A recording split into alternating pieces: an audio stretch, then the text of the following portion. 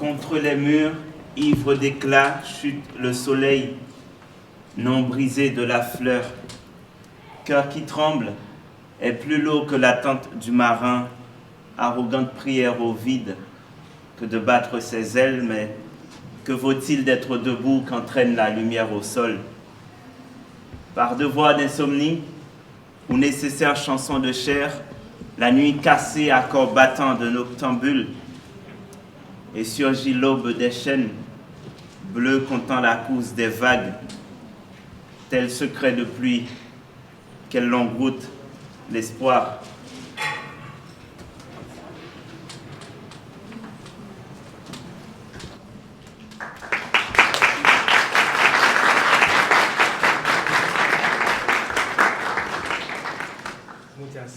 ¿Aló? ¿Me escuchan? ¿Bien? ¿No? Ok. Vamos a hablar fuerte ahora. Bueno, quería primero reiterar las gracias por tu presencia aquí, por tu lectura también. Estamos muy felices de tenerte aquí y en este conversatorio.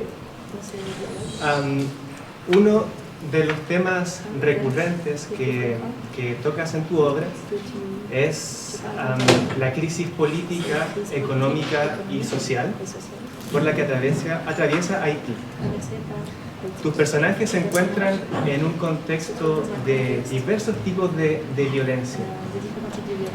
Para empezar, ¿puedes hablarnos un poco de cómo es y cuál es la realidad de Haití en estos momentos?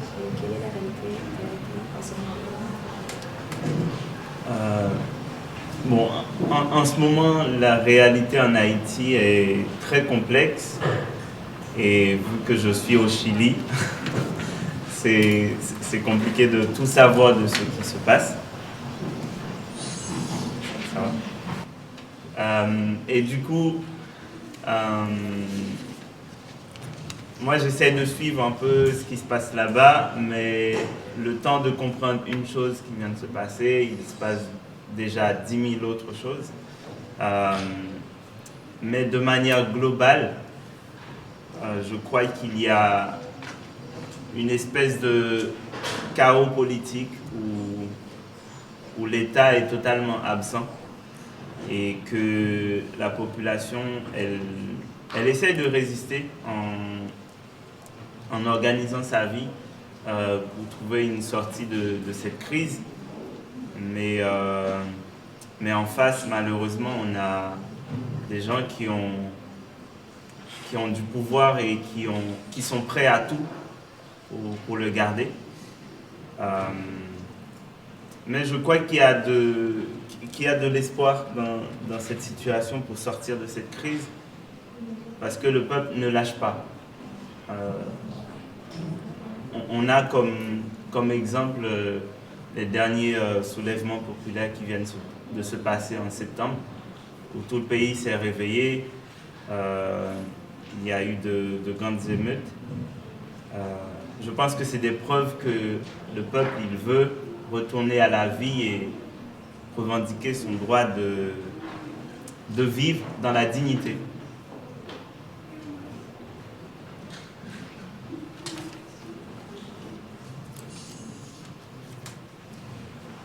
Bueno, la realidad en Haití es bastante compleja.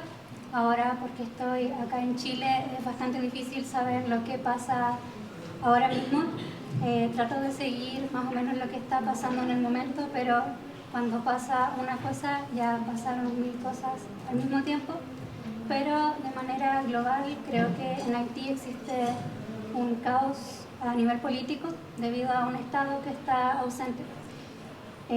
La población está intentando resistir esto, intentando organizar su vida, intentar salir de esta crisis, pero hay mucha gente que tiene poder y que va a hacer todo para mantener este poder. Aún así creo que existe esperanzas para poder salir de esto, porque la gente se está resistiendo. Por ejemplo, tenemos todas las manifestaciones que ocurrieron el mes de septiembre. Esto mostró cómo el país se levantó, hubieron varias marchas, varias manifestaciones, y esto nos prueba que el pueblo quiere volver a sus vidas, a sus ciudades y reivindicar su derecho de vivir en dignidad.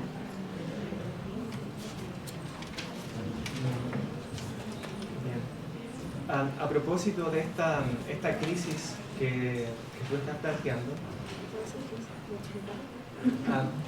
y esta esperanza también que estás poniendo sobre la mesa, queríamos también preguntarnos cómo ves tú que estas decisiones que se toman en el plano político tienen repercusiones sobre los cuerpos en Haití. Esto se puede ver en algunos de tus poemas, como por ejemplo Entrada en Materia, en las que se puede visualizar un cuerpo fragmentado. ¿Crees que existe una violencia política sobre los cuerpos en Haití? ¿Cómo es esta, desde tu punto de vista? Alors, le corps, pour moi, c'est le premier espace où on peut constater la douleur humaine, les grandes blessures humaines. Et moi, dans mon travail, par exemple, dans le recueil Nul chemin dans la peau que saignante étreinte, j'ai vraiment fait une exploration des grandes blessures de mon peuple et du monde à partir de l'image du corps. Et aussi, je pense que vu la montée de la répression en Haïti ces dernières années, ou par exemple dans les manifestations qu'on a pu avoir depuis 2018 avec un vaste mouvement anticorruption qui a déclenché,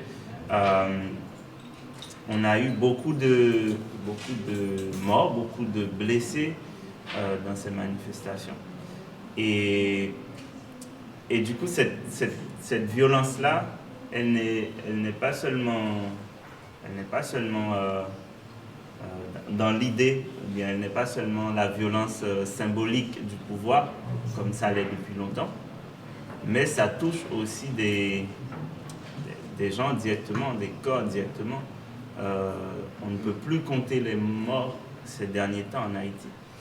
Et après, moi, j'ai plusieurs manières d'explorer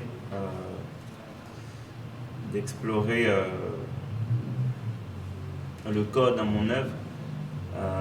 Par exemple, si je prends Soleil à coudre, où c'est un peu autre chose, où j'efface totalement le corps pour laisser les personnages exister par la parole. Et ça, pour moi, c'est une manière symbolique aussi de représenter la résistance contre la répression. Comment, en fait, comme a dit Aragon, je vais paraphraser, mais on peut tuer le poète, mais pas son chant.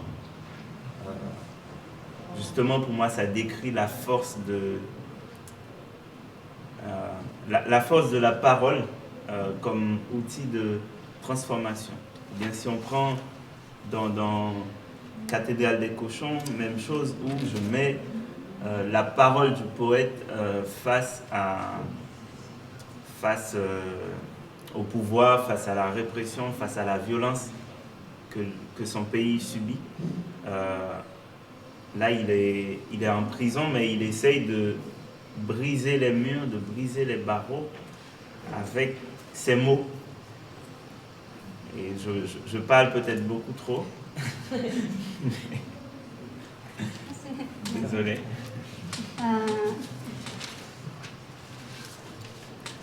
Bueno, para mí el cuerpo es el primer espacio, el primer lugar donde podemos comprobar que el cuerpo humano tiene heridas, que está dañado. Creo que en mi obra he intentado representar esto y que creo que las grandes heridas del cuerpo de las personas se pueden ver a partir de su cuerpo. Ahora, ya que está aumentando la represión en Haití, por ejemplo, con las manifestaciones que ocurrieron en 2018, con un gran movimiento anticorrupción, hubo muchas muertes, muchos heridos, y esto nos muestra que esta violencia no es solo una idea, no es solo algo simbólico, sino que afecta directamente a las personas y a sus cuerpos.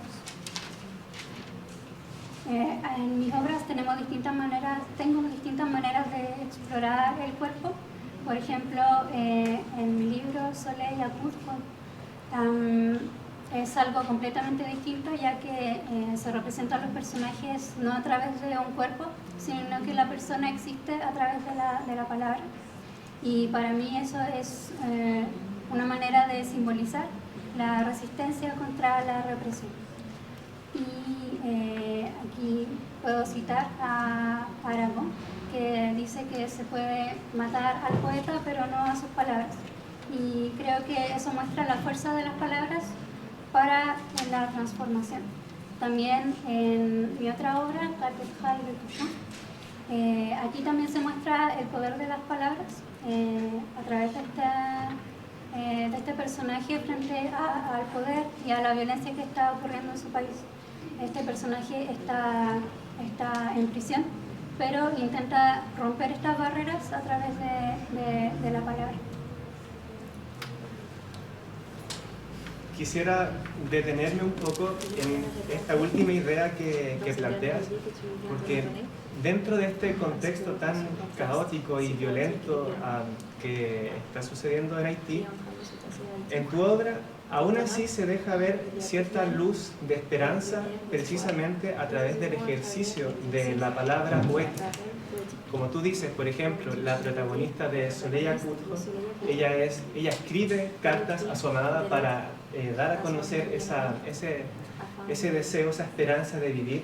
También en Cathédrale de Touchant se ve como vomitar de palabras frente a esa violencia que ejercen desde el poder político. Entonces quería preguntarte, ¿cómo consideras tú el ejercicio de la escritura? ¿Es acaso para ti una forma de visualizar y denunciar esta violencia? ¿O cómo a través de tu trabajo respondes a esta realidad, a esta dura realidad por la que atraviesa el pueblo? Moi, c'est l'engagement qui m'a amené à l'écriture. C'est-à-dire que j'ai grandi ou j'ai vécu dans des lieux qui sont marqués très fortement par par la violence et par beaucoup d'injustices sociales. Et les lieux d'où je viens sont les premiers touchés, les gens qui sont directement touchés. C'est-à-dire qui vivent dans une extrême précarité et qui sont condamnés socialement. Et quand on est dans ce genre de situation, on comprend très vite qu'il n'y a qu'en s'engageant qu'on peut s'en sortir. Et pour moi, je considère que je suis un citoyen avant d'être écrivain du coup. C'est-à-dire quelqu'un qui est appelé à agir pour transformer sa société. Et l'écriture, du coup, c'est un prolongement de cet engagement. Pour moi, c'est peut-être pas la même chose que aller dans une manifestation, comme je peux le faire quand je suis à Port-au-Prince, aller dans la rue, dans une manifestation pour une cause qui m'interpelle, qui me concerne. C'est pas la même chose que l'écriture, mais l'écriture peut être un prolongement de ça. Pour moi, l'écriture, c'est un moyen d'action sur les consciences, sur les esprits, qui peut mettre du temps, mais qui est certain. C'est-à-dire, on est construit, notre manière de penser, le monde est construit par les choses que notre esprit consomme. C'est-à-dire ce qu'on lit, ce qu'on regarde, ce qu'on écoute. Et du coup, quand j'écris un livre, je pense que c'est un geste ultime, ou bien une chance de pouvoir participer à la transformation de quelque chose dans la société. Et c'est pourquoi mon travail littéraire est indissociable de mon engagement politique. Parce que c'est le corps blessé qui écrit. C'est ce corps qui a vu, qui a subi des choses, qui veut agir qui veut agir contre ces violences-là. Du coup, forcément, mon écriture, elle transpire de tout ça. Je vais essayer d'être moins long.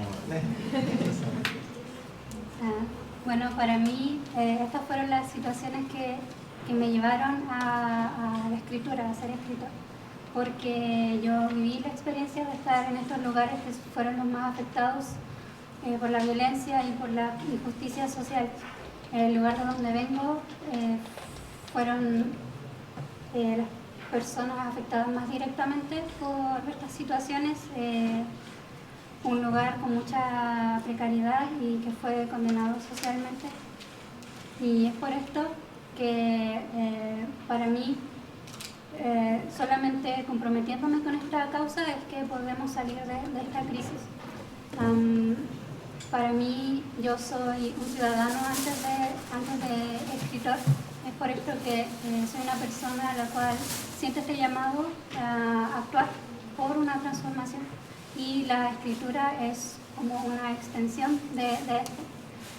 Quizá la escritura no es lo mismo que ir directamente a una manifestación como podría hacerlo en Puerto Príncipe por alguna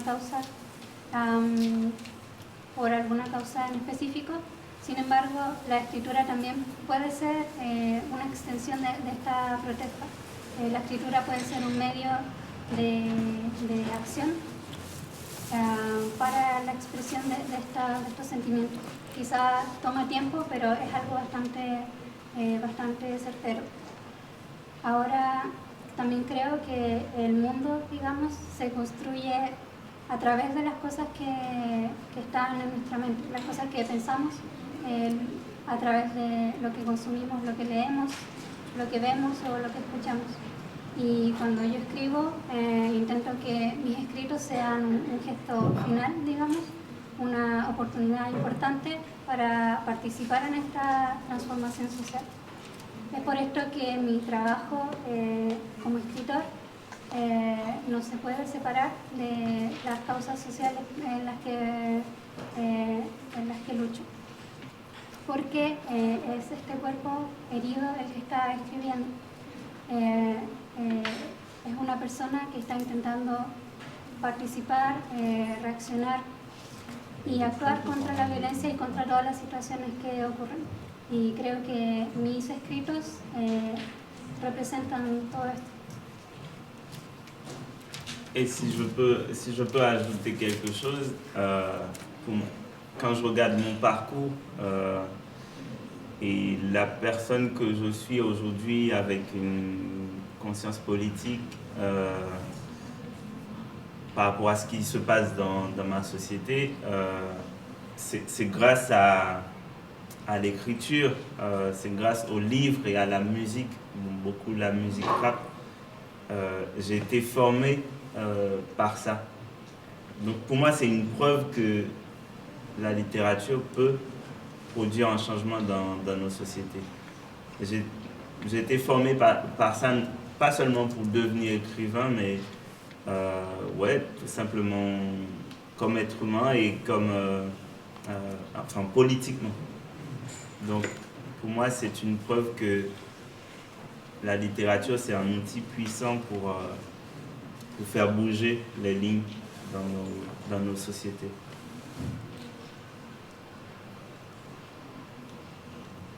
Sí, quisiera agregar que mirando mi trayectoria, creo que la persona que soy hoy en día, con conciencia política y más o menos sabiendo las cosas que están pasando hoy en mi país, creo que eso es gracias a la escritura, a los libros y también a la música, sobre todo el rap, porque yo me formé y crecí con eso.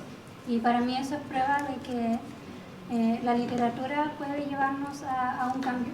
yo no solamente me formé en literatura para ser escritor, sino también para formarme como ser humano y para tener esta conciencia política. Es por eso que la literatura tiene este poder de llevarnos a estos movimientos sociales. Sí, el compromiso político que tú muestras en tu obra es uno de los rasgos más potentes. Se ve en tu poesía, en tus obras de teatro, en tu novela. Y me gustaría llevar un poco esa reflexión hacia la historia, porque en tu propuesta acusas que el panorama violento de Haití, de la precariedad económica social, es consecuencia directa de las políticas estatales. Y estas, a su vez, creo que no se pueden entender sin remitirnos a la historia, específicamente a la relación conflictiva colonial entre Haití y Francia. De hecho, a propósito de la deuda histórica que Francia impuso a Haití, hace poco se ha hecho un llamado a una reparación.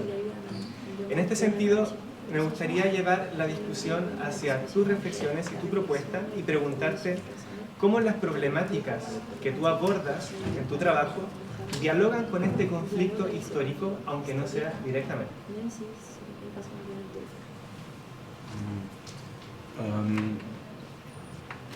Bon, je peux dire que on a cette chance quand même en Haïti, on connaît plus ou moins notre histoire, en tout cas de manière basique, au moins les Haïtiens ils connaissent leur histoire et particulièrement dans ce rapport avec la France qu'on a eu, même s'il reste des séquelles de la colonisation,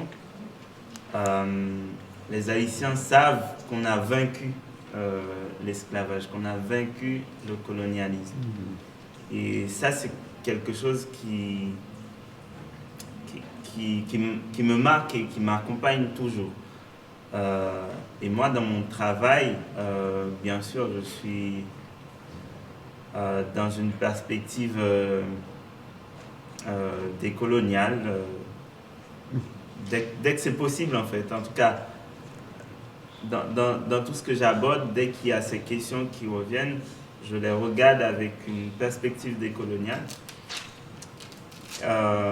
Peut-être que j'aborde pas forcément directement le sujet, enfin si, un peu. Par exemple dans Opéra Poussière, où je raconte un peu l'histoire de Sanit Belair, qui est une résistante anticolonialiste haïtienne, j'effleure cette question-là de rapport de la France à Haïti et de ce qui reste un peu de l'époque coloniale dans ça. Et sinon, tu as parlé tout à l'heure de la dette de l'indépendance, ou je dirais plutôt la rançon que la France a fait payer à Haïti pour son indépendance. Pour moi, c'est des occasions aussi, bon, pas des occasions, mais des moments où ma parole peut compter. J'avais écrit une tribune où j'interpellais la France directement. Cette tribune a été publiée dans Libération, où j'interpellais la France directement pour se pencher sur cette question-là et rembourser cette dette à Haïti, parce que je pense que pour qu'il y ait une réconciliation par rapport à l'histoire, il y a des choses qui sont indispensables, notamment la réparation matérielle, ça je le pense.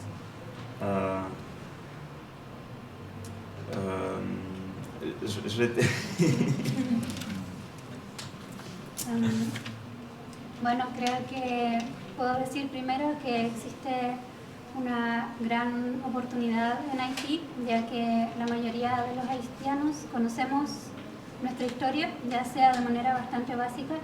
Entonces, las personas en Haití conocen, por ejemplo, esta relación que existe entre Francia y Haití.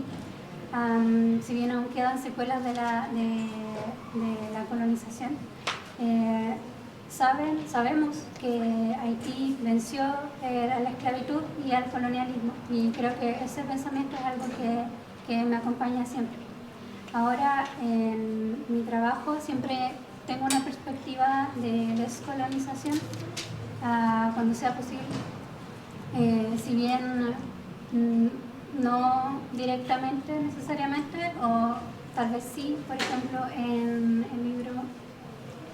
la obra Opéra Poussière, donde hablo de Sanit Belair, que fue una mujer, parte de la resistencia y que era parte del movimiento anticolonialismo.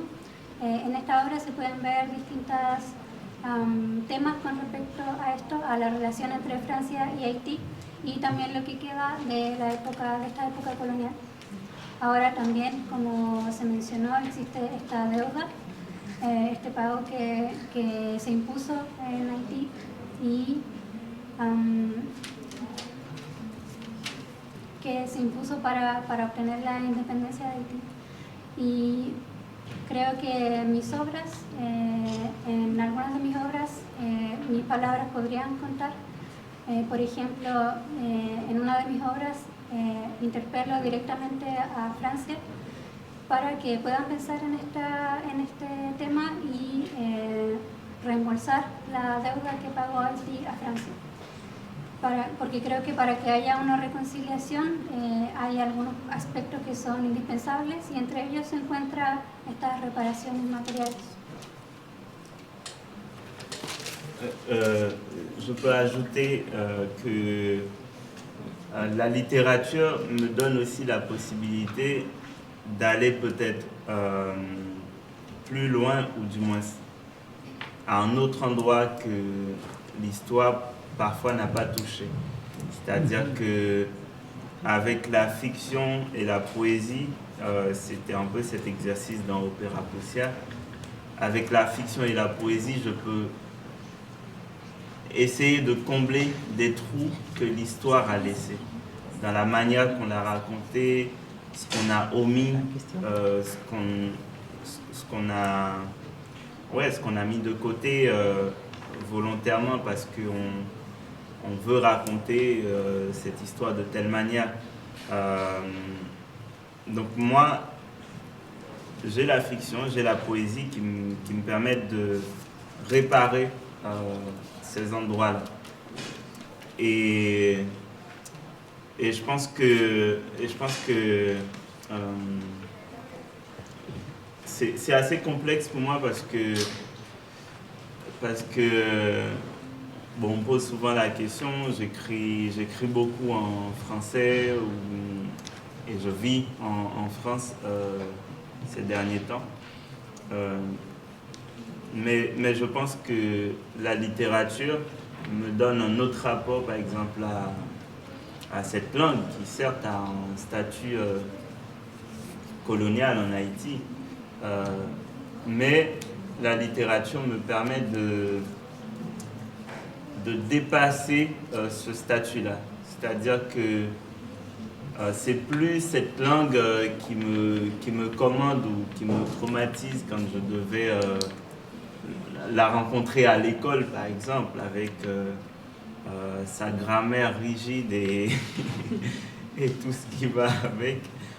Mais la littérature m'a permis de reprendre le pouvoir sur cette langue et maintenant je peux la commander, je peux la faire dire ce que moi j'ai envie de dire. C'est-à-dire, je peux infuser cette langue avec mon imaginaire haïtien, avec la charge politique et sociale que porte ma pensée. Je peux faire exploser cette langue, la déconstruire. J'ai envie de dire, ouais, je peux détruire ce système avec sa propre langue. En tout cas, j'essaie de le faire à travers l'écriture.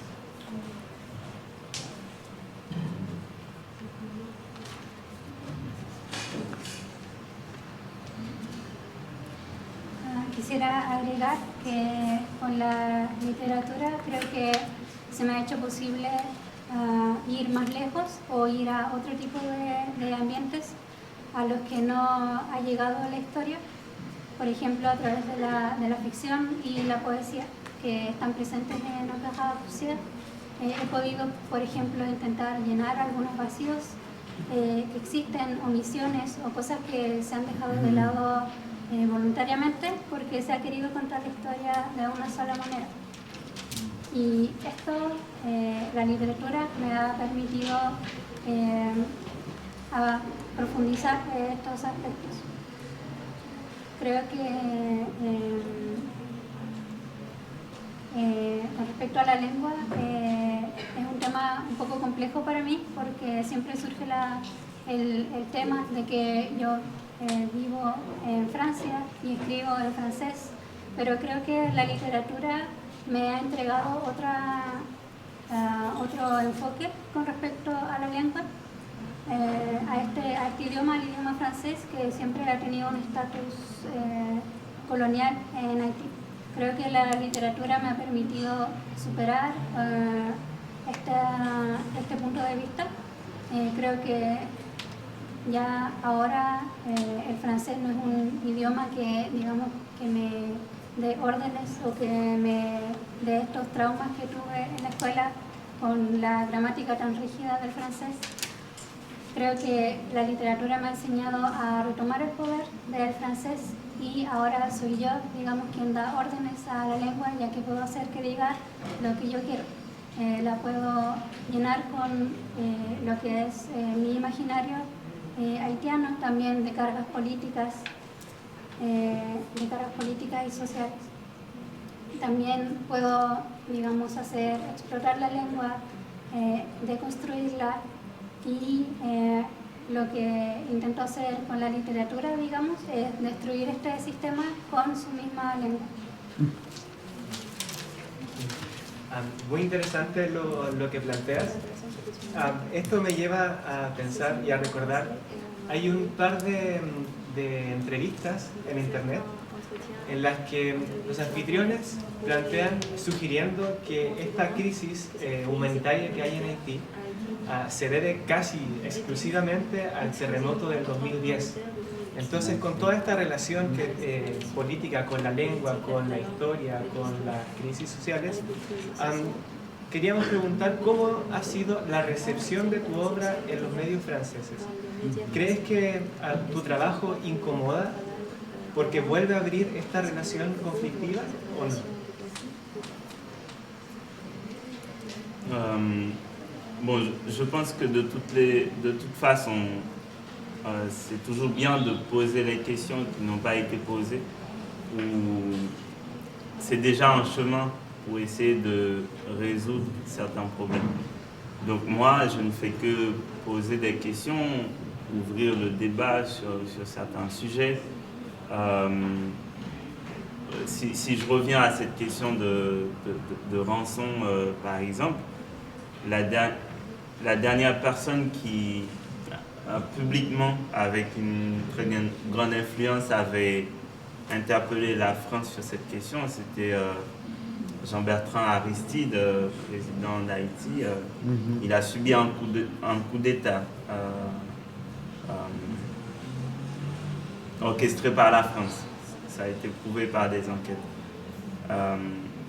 Moi, aujourd'hui, si mon statut d'écrivain me donne des espaces de parole, je compte l'utiliser de manière efficace pour poser des questions sur des problèmes que traverse mon pays ou ma société. Donc pour moi, c'est tout à fait normal, tout à fait logique. Je peux m'appeler...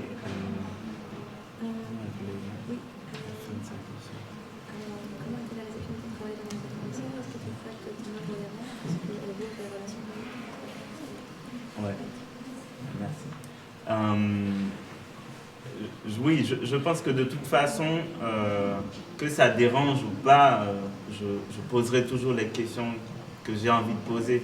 Moi, je suis quelqu'un qui ne peut pas fermer les yeux sur ce qui se passe autour de moi.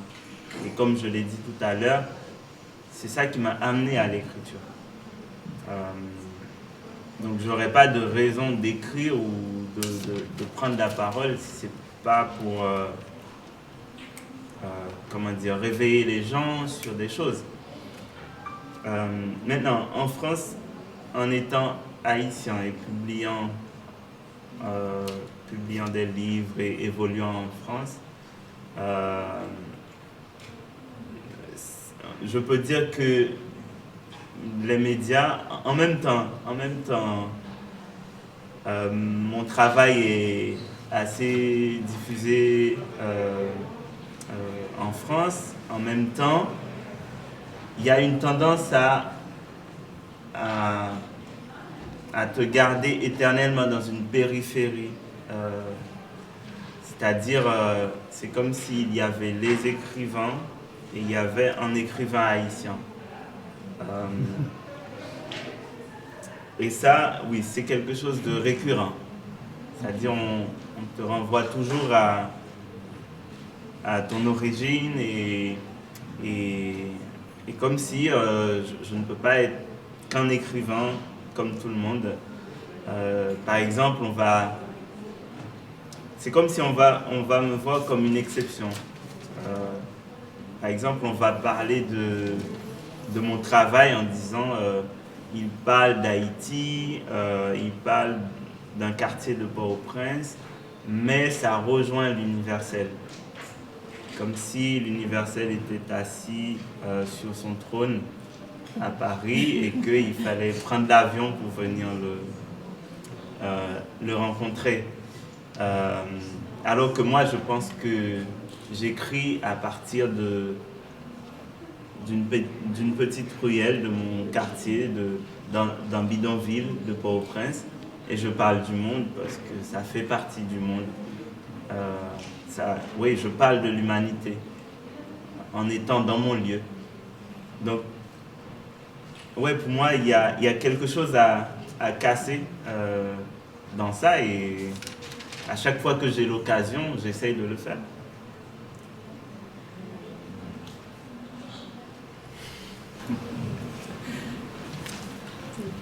Promis, prochaine fois, je parle moins. Bueno, de todas maneras pienso que está bien hacer las preguntas que nadie más hace, ya que esto ya es haber empezado un camino hacia las soluciones. Creo que además de hablar de estas preguntas y de los debates en mis obras, bueno, si volvemos al tema de la deuda, la última persona que habló públicamente y que interpeló públicamente a Francia fue Jean-Bertrand Aristide, presidente de Haití. Sufrió un golpe de Estado que fue perpetrado por Francia, eso ya se comprobó con las investigaciones. Entonces creo que si mi posición como escritor me da espacios para hablar, creo que debería utilizarlo de la manera más eficaz y hacer preguntas que tengan que ver con los problemas que hay en mi país. Entonces creo que hablar de estos temas es algo lógico que se debería hacer. También con respecto a la otra pregunta, creo que no importa si mis escritos incomodan o no, igualmente voy a hacer las preguntas que yo quiera hacer en mis escritos, ya que no soy una persona que cierra los ojos ante lo que pasa a mi alrededor. Y como decía anteriormente, fueron estas situaciones las que me llevaron a la literatura y a escribir.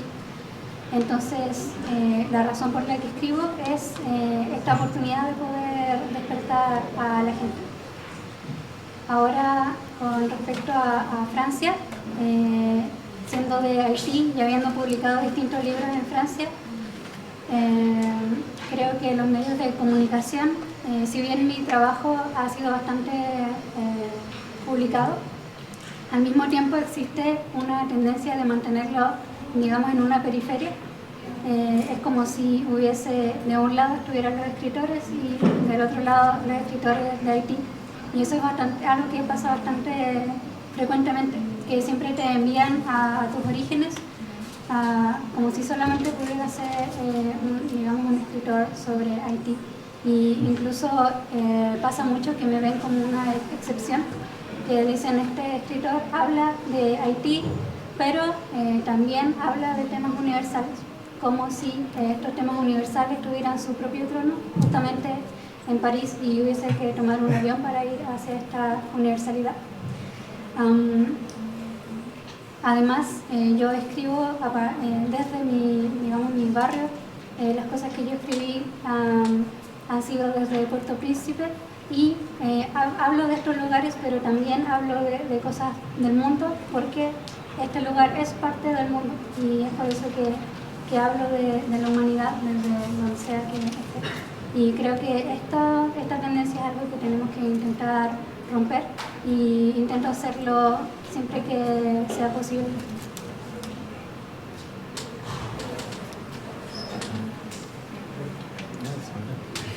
Bien, vamos a tomar una pequeña pausa de solamente 5 minutos para que podamos descansar un poco.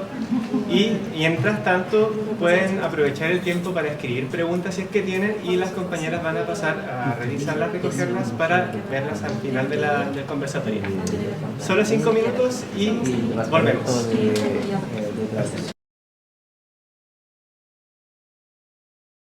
Vamos a comenzar con este segundo y último bloque, y vamos a comenzar, por supuesto, con un poco de poesía de nuestro invitado Jean Danet. Ma tête, carnet de vertige, nu dans les rafales tranchantes, je signe des regards bousculés par le vide, né de corps que lignes dressées à la déchirure, perd le blues, à force de doigts rognés par le clavier. C'était très court.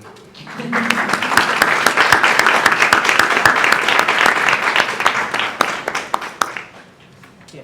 Vamos a cambiar un poco o llevar la discusión hacia nuevos horizontes, porque las reflexiones sociopolíticas que planteas en tu trabajo no implican dejar de explorar el universo personal de las emociones. Aquí son diversos los temas que tú tocas: el amor, la familia, la soledad, la infancia, el derecho a soñar.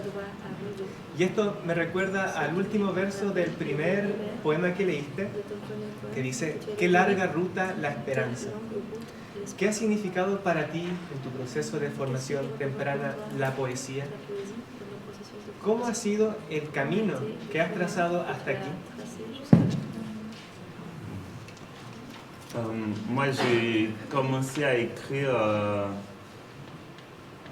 parce que quand je suis arrivé à Port-au-Prince, j'avais 11 ans, parce que j'ai grandi dans un petit village à la campagne, et à 11 ans, on m'a envoyé à Port-au-Prince pour pouvoir continuer l'école, parce qu'il n'y avait pas d'école secondaire dans mon village.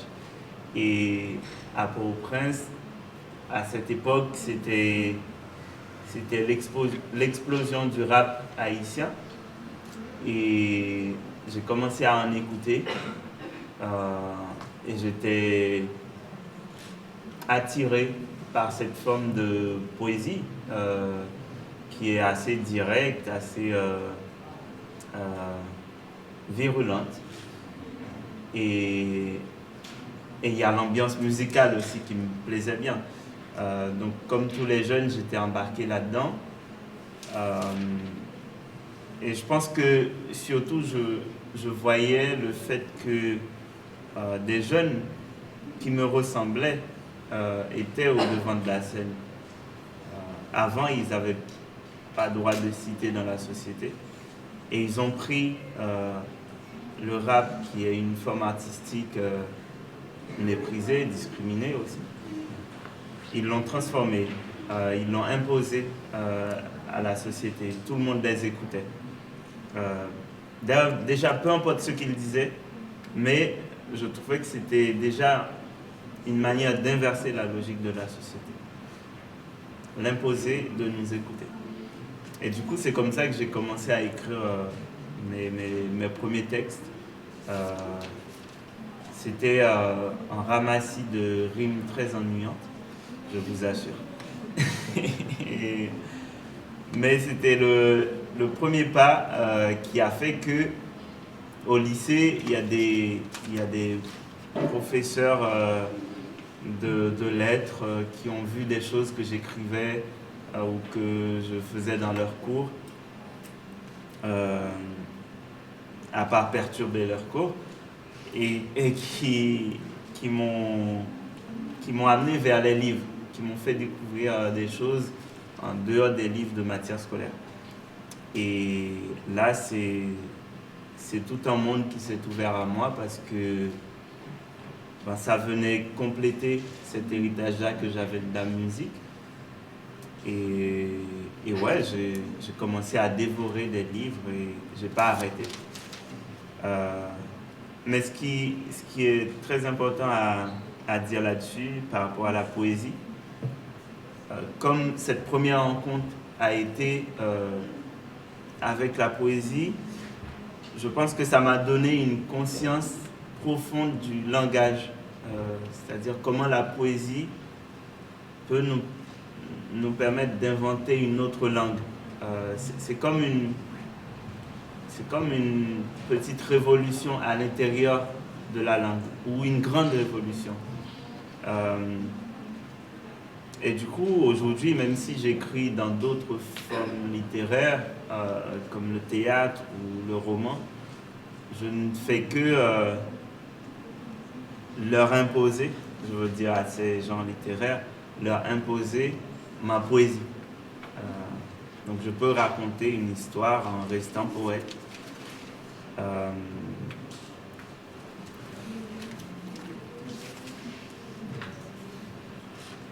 Bueno, yo comencé a escribir porque, primero que todo, yo llegué a Puerto Príncipe cuando tenía 11 años. Yo crecí en otro barrio, en el campo, y cuando tenía 11 años me llevaron a Puerto Príncipe para continuar mi educación porque no existía una escuela secundaria donde vivía. Ahora, cuando llegué a Puerto Príncipe, empecé a explorar la música, el rap, que lo comencé a escuchar cada vez más y me llamaba mucho la atención su poesía y cómo era bastante directa y además que tenía este ambiente musical. Así que, bueno, como todos los jóvenes empecé a escuchar esta música y veía cómo los jóvenes que eran como yo, que se veían como yo, estaban al frente de distintas escenas, siendo que antes no tenían un derecho, digamos, a estar en la sociedad, a existir en la sociedad. Estas personas tomaron el rap, que era un género bastante despreciado, discriminado, y lo comenzaron a transformar y a imponerlo en la sociedad para ser escuchados. De esta manera, digamos que se invirtió la lógica de la sociedad y imponiendo este estilo comenzaron a hacerse escuchar. De esta manera escribí mis primeros textos de rap, que eran rimas bastante aburridas, pero fue un primer paso para mi escritura. En la escuela mis profesores de lengua vieron estos escritos y bueno, me llevaron a otro tipo de géneros que serían los libros. Y a partir de ese momento se me abrió un mundo, ya que podía completar esta herencia musical que ya había tomado. Y empecé a devorar libros y de ahí nunca me detuve. Pero algo muy importante con respecto a la poesía es que como este fue mi primer encuentro con la poesía, también me hice consciente de de cómo podía utilizar el lenguaje y de cómo la poesía me pudo permitir, digamos, inventar otro lenguaje. Y cómo nos hace crear una clase de revolución interior bastante importante alrededor del lenguaje. Y si bien puedo tener escritos de otro tipo de géneros, lo que hago siempre es imponer mi poesía. Y incluso contando una historia, la hago siendo poeta. Siguiendo esta línea de tu trayectoria vital, sobre todo enfocándonos en que te ha tocado moverte bastante entre diversos territorios, sea Bélgica, Francia, Haití. Quería preguntarte un poco sobre tu relación con la tradición intelectual haitiana, específicamente con la escritora Edwidge Danticat, que a ella también le ha tocado migrar, ¿cierto?, hacia Estados Unidos en su caso. Y quería llevar la pregunta hacia una de sus ideas o sus reflexiones principales, que es sobre la constante creación en peligro del artista migrante. Es decir, escribir entre diversos territorios, el estar en contacto con diversas formas de hablar, aunque sea una misma lengua. En su caso en particular, ¿cuál consideras que son los peligros que enfrenta tu escritura? O también, ¿a qué peligros tú le has hecho desde tu trabajo como escritor?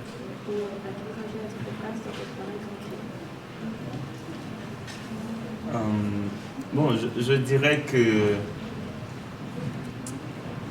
moi, j'ai pas quitté, par exemple, Haïti dans un contexte d'exil directement.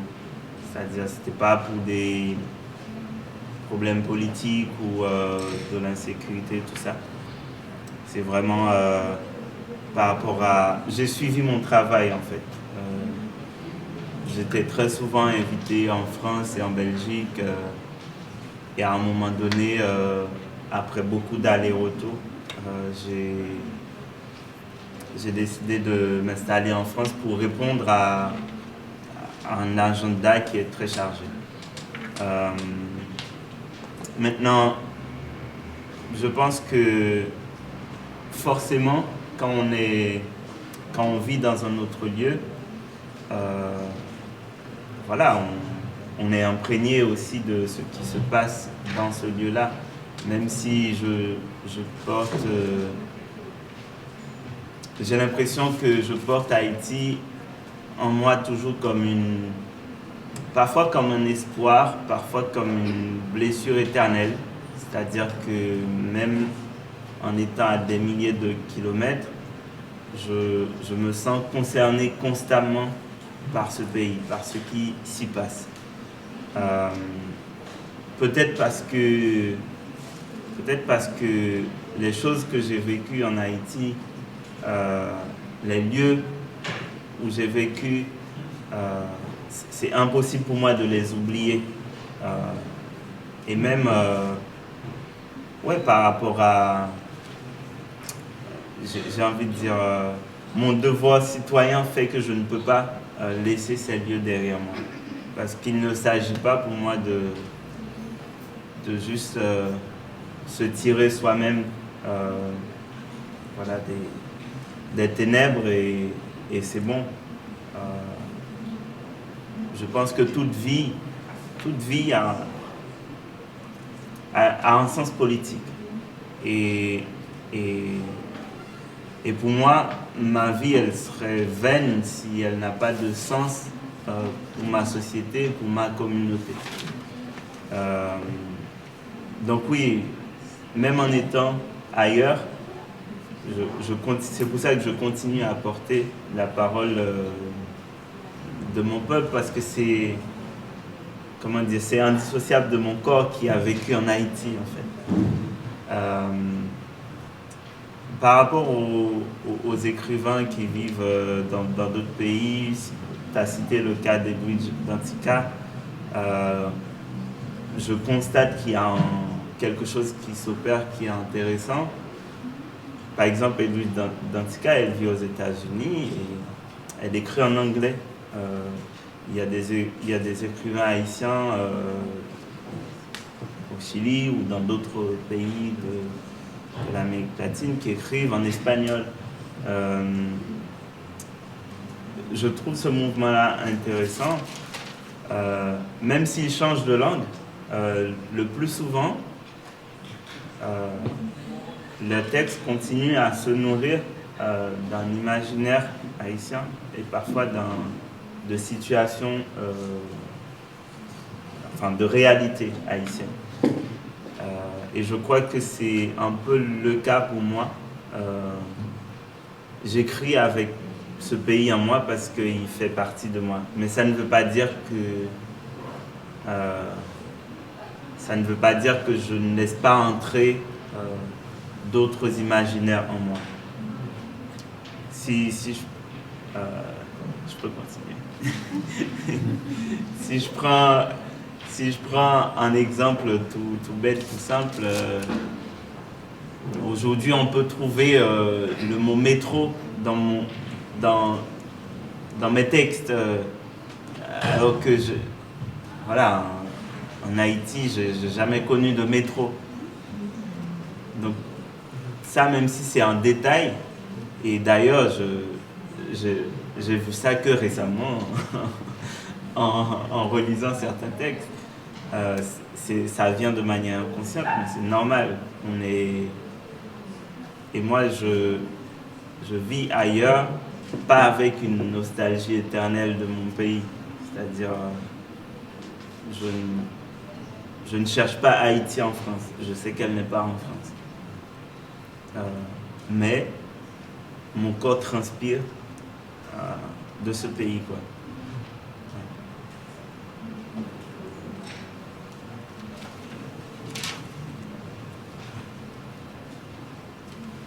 Bueno, primero que todo, yo no me fui de Haití en un contexto de exilio. No fue por algún tipo de problema político ni de seguridad, sino que fue por continuar con mi trabajo, ya que me invitaron varias veces a Francia y a Bélgica. Tenía que hacer muchos viajes de ida y vuelta, y por eso llegó un momento en que fui a Francia, me quedé a vivir para seguir con esta agenda que estaba bastante cargada. Ahora creo que inevitablemente cuando uno vive en otro lugar comienza a impregnarse de las cosas que están en ese lugar.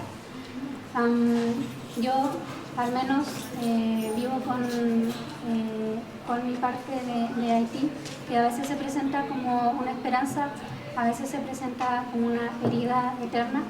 Esto debido a que siempre voy a estar pendiente y preocupado de las cosas que están pasando allá. Puede ser porque las experiencias que he vivido ahí y los lugares en los que he vivido para mí son imposibles de olvidar.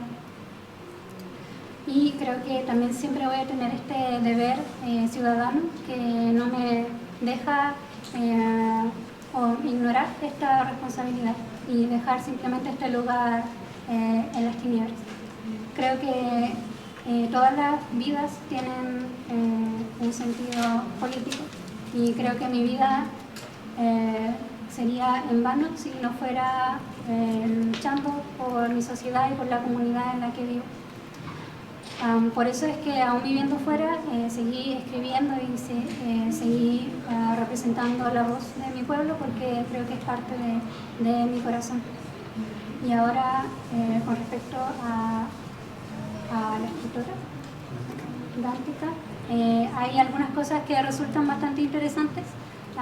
Ella vivió en Estados Unidos y escribía en inglés. Puede ser que hayan haitianos, escritores haitianos en Chile o en América Latina y escribirían en español.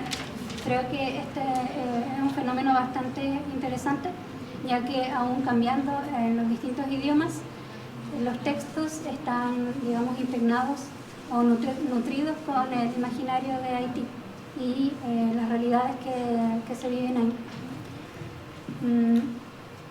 Y igualmente ese es mi caso. Yo siempre escribo con mi país en mente porque forma parte de mí. Sin embargo, eso no quiere decir que no deje entrar otro tipo de imaginario en mi escritura. Ahora, para dar un ejemplo de esto, bastante simple, la palabra metro está en algunos de mis textos, siendo que en Haití no hay metro. Y esto es algo de lo que me di cuenta hace bastante poco, es un detalle, pero es bastante normal que esto entre de manera inconsciente en mis escritos. También está el hecho de que yo no vivo con una nostalgia eterna, digamos, no busco a Haití en Francia. Sin embargo, creo que mi cuerpo siempre está transpirando Haití. Este compromiso político que tú señalas y tu relación tan íntima con el territorio, con Haití, también se puede ver en el compromiso que tú tienes con las nuevas generaciones y con las nuevas voces que están surgiendo en Haití. Se puede ver, por ejemplo, en tus participaciones en lecturas públicas, en festivales. Eres director también del Festival Transpoétique en Puerto Príncipe. Y esto yo creo que es uno de los aspectos que más se valora, porque no solamente se ve en tu obra, sino también en tu compromiso como escritor. ¿Cuál crees tú que es el rol de esta nueva generación de poetas que está surgiendo? ¿Qué consejo les darías?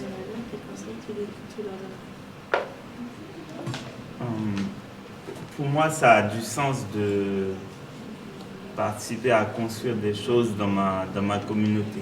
J'en ai beaucoup reçu et je tiens, quand je peux, comme je peux, à en donner aussi. Ma génération en Haïti, aujourd'hui, par exemple dans le milieu de la culture, on s'est mis depuis quelques années à essayer de créer des structures qui n'existaient pas pour nous,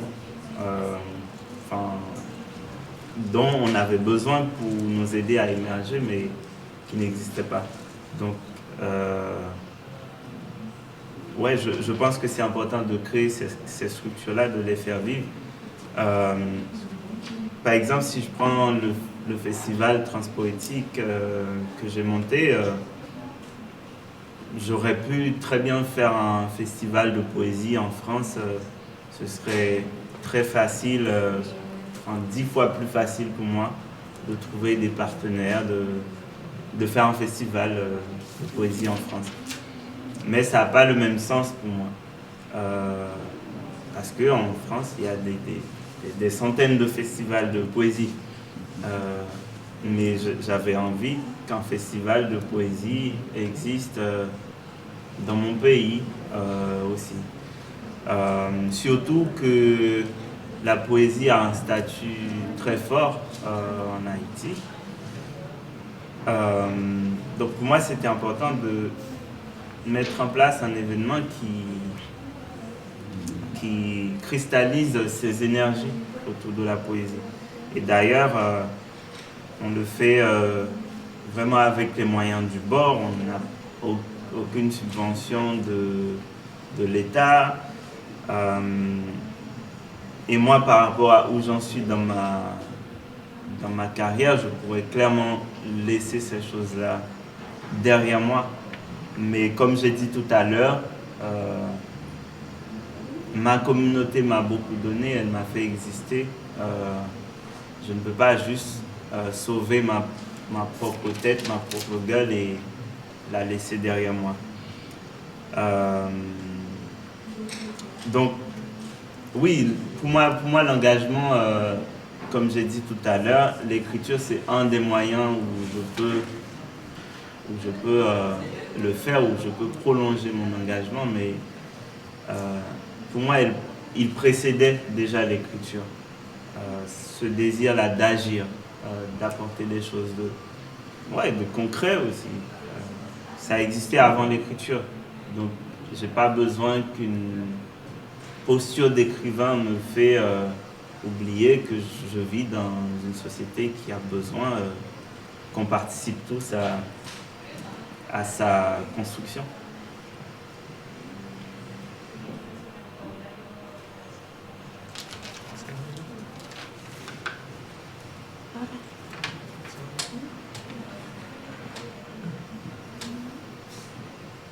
¿Aló?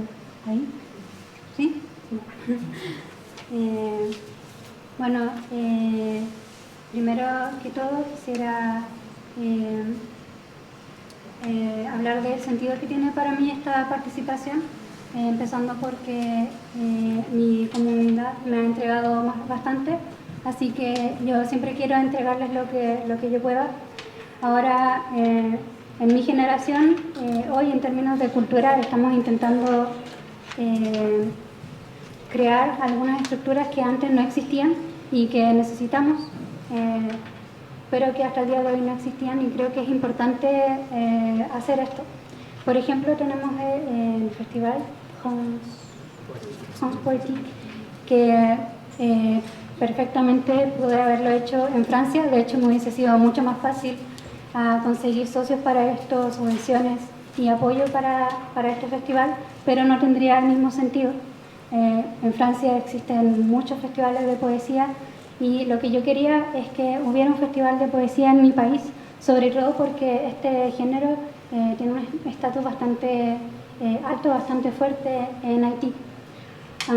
Y lo que yo quería y que pienso que es importante es intentar cristalizar esta energía que existe alrededor de la poesía en Haití.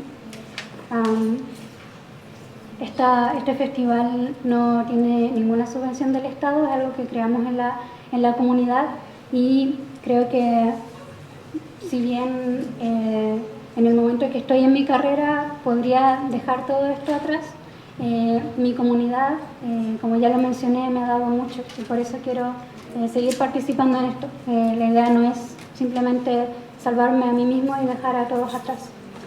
Entonces, bueno, con respecto al compromiso que hay con la comunidad, como ya mencioné, la escritura es uno de los medios por los que se puede prolongar este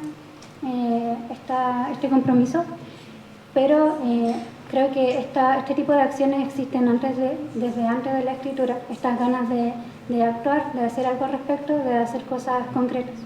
Y por ser escritor, no me olvido de que estoy viviendo en una sociedad en la que tenemos que participar para mantenerla. Muy bien, muchas gracias. Vamos a empezar ahora a leer algunas preguntas del público, de partida agradeciendo la participación. Veamos. En tu obra, Caretral de Cochon, tenemos una invitación clara a leer el texto en voz alta. Como parte de tu proceso creativo, ¿realizas este mismo ejercicio antes de pasar la tinta al papel?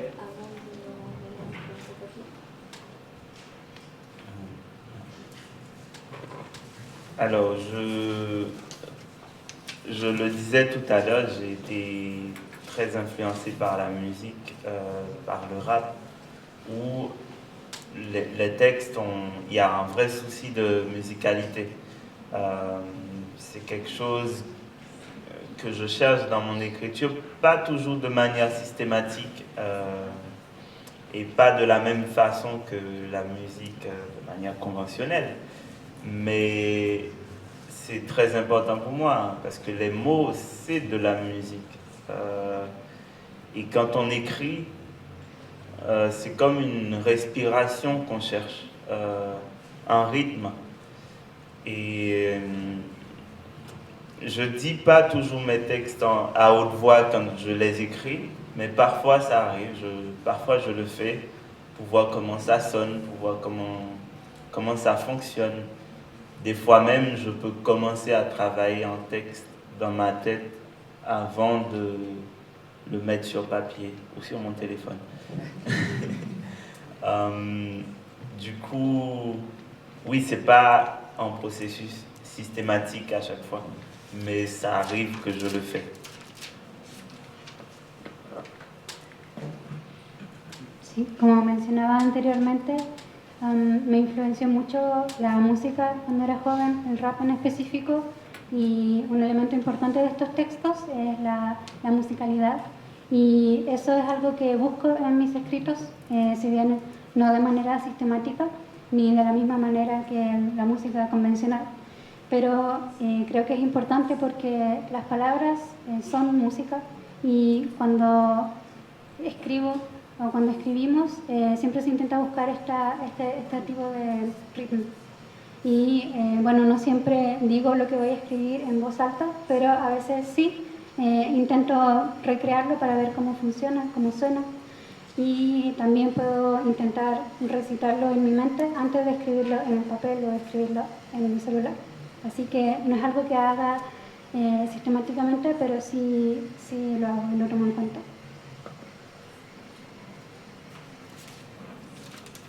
¿Hay algún autor o autora que te inspire? Il y en a beaucoup. Je ne vais pas les citer tous et toutes, mais je pourrais citer dans mes premières lectures des auteurs qui ont été très importants pour moi, comme Jacques-Stéphane Alexis,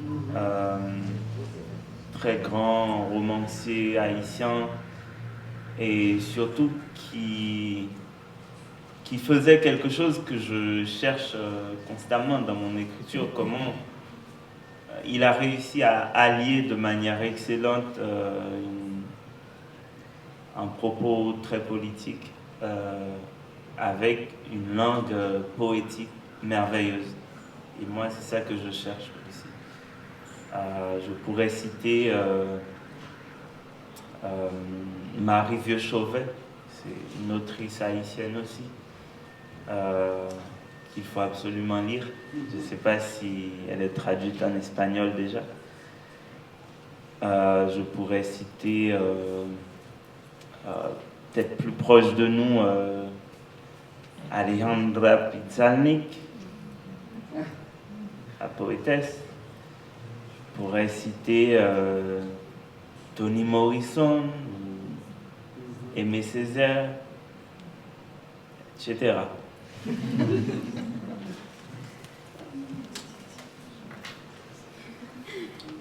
Bueno, son muchos los autores y autoras que me inspiran. Ahora no los voy a mencionar todos, pero podría mencionar, sobre todo en mis primeras lecturas, a Jacques-Stéphane Alexis, que es un novelista haitiano muy importante que hacía algo que yo intento hacer y que yo busco en mis escritos, que es unir estos objetivos políticos con un lenguaje poético hermoso.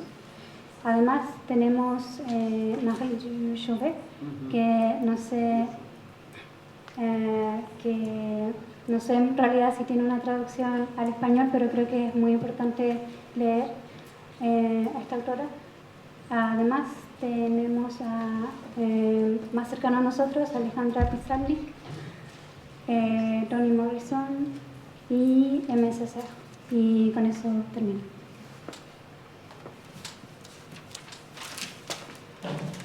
¿Tus obras han sido significadas? ¿Cómo ha sido la recepción de tu dramaturgia en medio de la escena teatral francesa? Oui, il y a quelques pièces qui ont été jouées. Alors c'est toujours intéressant de voir les pièces sur scène parce que moi, dans ma manière d'écrire du théâtre, j'écris pas avec une scène collée dans ma tête. Du moins, pas une scène conventionnelle en tout cas. Par exemple, je vais écrire vraiment avec des personnages qui existent par la parole beaucoup moins que par des actions où ils tressent des intrigues, tout ça. Moi, je m'intéresse à juste créer un dispositif où le personnage, il peut être libre, je peux l'imaginer n'importe où, surtout dans la rue d'ailleurs, en train de proférer, en train de livrer une parole qui est urgente. Et donc c'est toujours intéressant de voir comment les gens s'approprient de ça autrement. Ouais, après, sinon sur les thématiques que j'aborde, oui, c'est intéressant de les voir résonner aussi en France ou ailleurs, hein, chez d'autres gens qui, a priori, ne connaissent peut-être pas directement les situations dont je parle dans mes textes, tout ça. Mais justement, pour moi, c'est une occasion de les ouvrir à ça. Donc oui, j'aime bien voir les pièces sur scène. Ouais.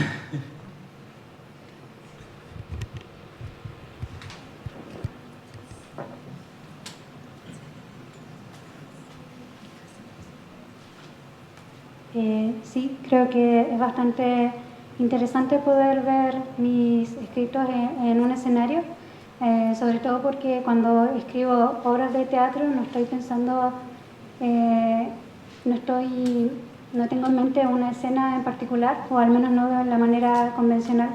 Por ejemplo, los personajes que yo escribo se expresan mucho más por la palabra que por las acciones o por los movimientos.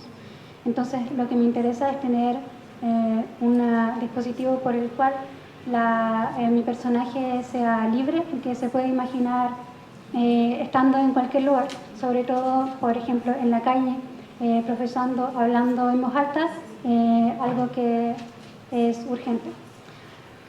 Es interesante ver cómo las personas se apropian de estas escenas y las interpretan de otra manera.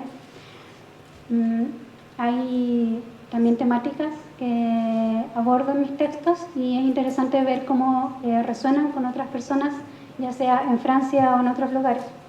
Incluso hay gente que quizá antes no conocía algunas de las situaciones de las que hablo en mis obras.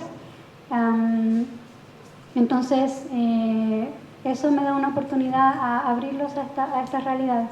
Así que sí, me gusta mucho, disfruto mucho ver estas escenas en el escenario. Ouais, je voudrais ajouter quelque chose qui est important pour moi aussi par rapport au théâtre, c'est que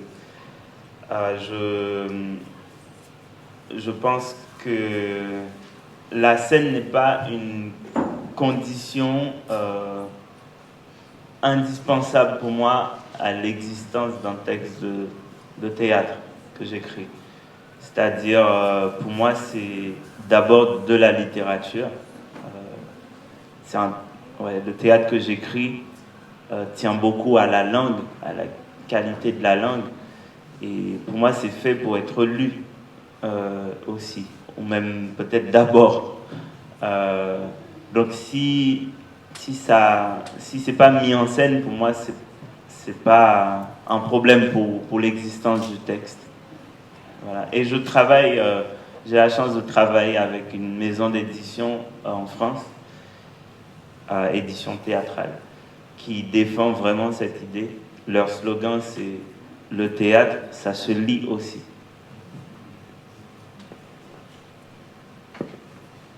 Sí, también quisiera agregar algo importante con respecto al teatro. Creo que esta puesta en escena no es no es una condición indispensable para la existencia de mis obras de teatro. Lo que yo escribo es en primer lugar literatura, y el teatro que yo escribo se hace pensando en esto, en que está hecho para leerse, o al menos para que se lea primero. Así que si es que no se pone en escena esta obra, no es un problema para la existencia misma del texto. Tuve la oportunidad de trabajar con una organización de edición teatral que defendía mucho esta idea. De hecho, el eslogan que tenían es «El teatro también se lee». Pasamos a otra pregunta entonces. ¿Qué opinas respecto al sufrimiento de tener que abandonar la tierra natal? ¿Ves alguna pronta solución?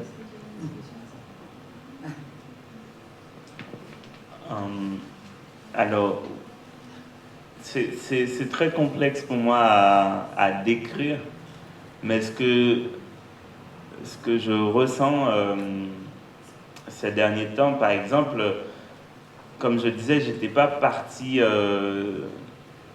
avec un sentiment d'exil, mais maintenant j'ai un sentiment d'exil parce que je n'arrive pas à rentrer dans mon pays quand je veux. Et la complexité aussi, elle vient du fait que je suis loin du pays physiquement, mais je me sens concerné par ça. Je me sens concerné constamment par ce pays, par tout ce qui s'y passe.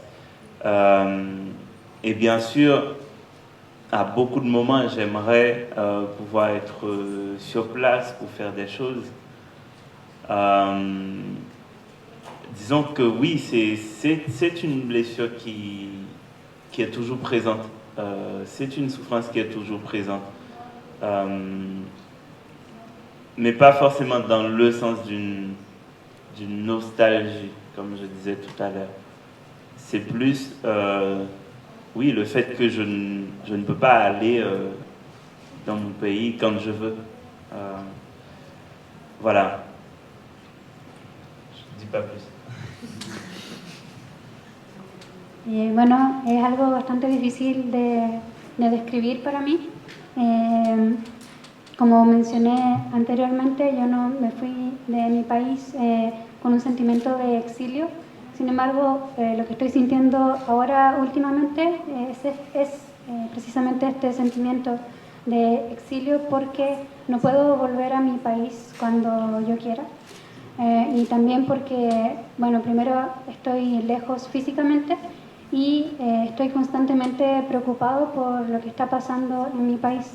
Y claro que me gustaría estar ahí a veces y ir a viajar a mi país. Creo que sí es una herida, un sufrimiento que siempre está presente, pero como mencioné anteriormente no es en un sentido de nostalgia, sino más por el hecho de que no puedo ir cuando yo quiero. Muy bien, pasamos a la última pregunta. Al contemplar tus obras, ¿podríamos afirmar que la escritura puede adoptar un rol terapéutico frente a las experiencias traumáticas?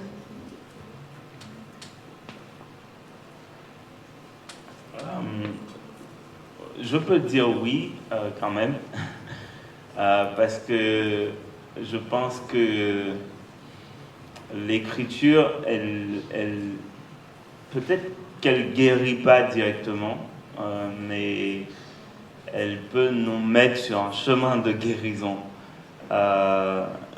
Déjà, le fait de pouvoir, en fait, le fait d'avoir cet outil-là pour nommer nos blessures, c'est déjà une manière d'aller vers sa guérison. Et l'écriture a été aussi pour moi un espace où je peux donner du sens à ma colère, donner du sens à ma rage, essayer de faire en sorte qu'elle soit plus efficace, qu'elle tape au bon endroit avec les mots justes. Donc oui, je pense que ça joue ce rôle, mais je ne pense pas que j'écris uniquement pour ça, c'est-à-dire je n'écris pas uniquement pour me soigner, parce que je pense que même si je peux raconter ou bien je peux écrire à partir de choses personnelles, alors c'est comment ces histoires personnelles, comment ces histoires parfois intimes peuvent concerner le collectif. Je crois que ouais, chaque vie chaque vie raconte quelque chose sur la société.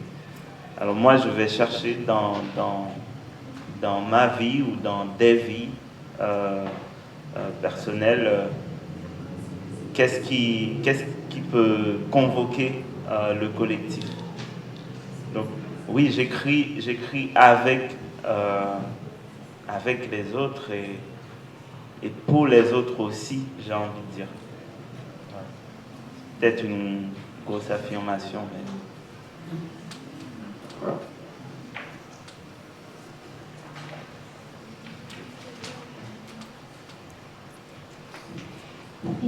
creo que también podría decir que sí, porque creo que si bien la escritura no es un medio directo para sanarnos, digamos, nos pone ya en un camino hacia poder asimilar estas situaciones. Y el hecho de poder tomar las palabras para nombrar las cosas que nos han hecho daño ya está tomando buen camino. Creo que la escritura ha sido un espacio que me ha permitido expresar mis sentimientos de enojo y de rabia y de tomar esto y hacerlo funcionar de manera más eficaz y llevarlo a un buen ambiente y utilizar las palabras justas. Así que creo que la escritura sí tiene este rol terapéutico, pero yo no escribo solamente como medio para sanarme. Porque si bien puedo escribir a partir de mis experiencias personales, pienso cómo estas historias íntimas podrían relacionarse con el colectivo. Creo que cada vida dice algo sobre nuestra sociedad y yo intento buscar esta relación, la parte de mi historia que puede convocar a un colectivo. Así que escribo con otros y también para los otros. Muchas gracias. Vamos bueno, no quisiéramos terminar sin, por supuesto, leer una última poesía, un último poema de aquí de Jean de Marais. Luego ya para hacer el cierre de la actividad.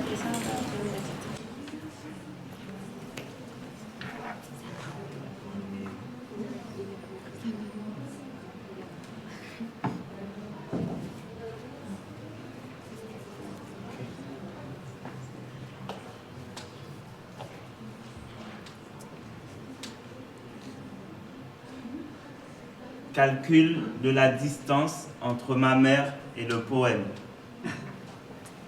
Sur la tempe, géante pierre. Couchée, elle paraît long sommeil et aucun effort ne révélera le contraire.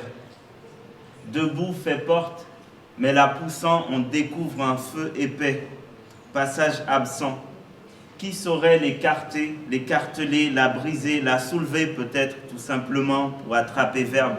Je pense à tant d'armes, laurier lame, bougainvillier marteau, ciel bulldozer, soleil tracteur, chrysanthème scie, frangipane rapine, aube pelle, printemps râteau, tournesol hache, hirondelle grue, mimosa pince, tourne l'aiguille, sursève pour la poussière, chemin esquissé, où toujours entrouvert l'alphabet te fait quoi dérober le silence.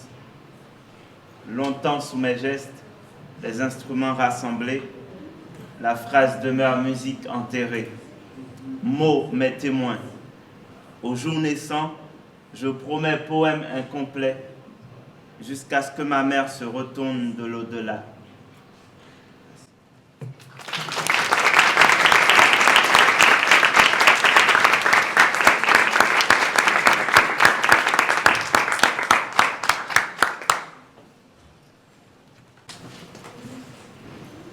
Agradecemos a todas y todas por su presencia, por su compañía, por su participación también en nuestro diálogo, especialmente a los estudiantes que nos acompañan el día de hoy de la Universidad Autónoma de Talca y por supuesto a los de la Universidad de Concepción, al Feminario que organiza esta actividad y al Departamento de Español y al de Idiomas Extranjeros por su patrocinio y por sobre todo al poeta Jean de Marais por su lectura y a las intérpretes por permitirnos acceder a sus reflexiones, a sus tan necesarias y urgentes preguntas. Así damos entonces por finalizada esta actividad, no sin antes dejarlos y dejarlas invitados e invitadas a la soirée Slam con Jean de Marais, mañana 19 de noviembre en la Alianza Francesa de Concepción, con la presencia además de poetas locales. Y por último, aprovechamos de recordar al público asistente que en el mes de diciembre el Feminario en Estudios Críticos de la Producción Cultural Latinoamericana contará en su 10ª y última sesión de este año con la profesora Viviana Hernández y el profesor Claudio Guerrero para un conversatorio de poesía latinoamericana. Muchas gracias.